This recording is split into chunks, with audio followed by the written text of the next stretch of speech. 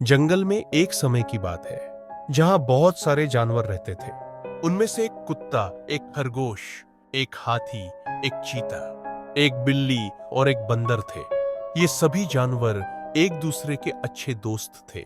वे दिन रात खेलते, दौड़ते और जंगल की खूबसूरती का आनंद लेते थे। एक दिन जब सूरज की किरणें जंगल में बिखर रही थीं, सभी जानवर एक पेड़ के नीचे इकट्ठा हुए। तभी अचानक जंगल में एक शिकारी आ गया। शिकारी ने अपनी आंखें चमकाते हुए कहा, महाराज, मैं इस जंगल के जानवरों को पकड़ूंगा। पिलास और जानवरों ने उसकी बात सुनकर डर गए।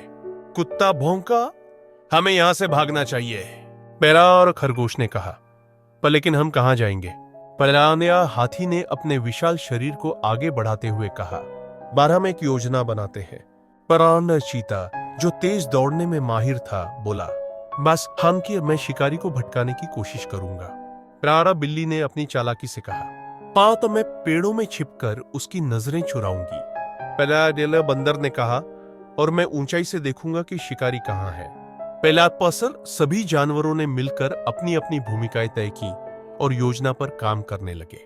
चीता तेजी से दौड़ते हुए शिकारी की ओर गया और उसे अपनी ओर आकर्षित किया। शिकारी ने उसे देखा और उसका पीछा करने लगा। इस बीच हाथी ने अपने विशाल शरीर का उपयोग करके एक पेड़ को गिरा दिया, जिससे शिकारी का रास्ता रुक गया।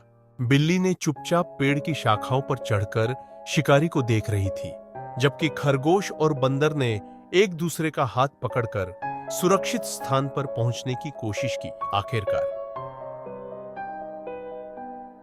शिकारी ने देखा कि वह जानवरों को पकड़ नहीं पा रहा है। उसने हार मान ली और जंगल से बाहर चला गया। सभी जानवर खुशी से झूम उठे। कुत्ता बोला, हमने एकजुट होकर इस खतरे का सामना किया।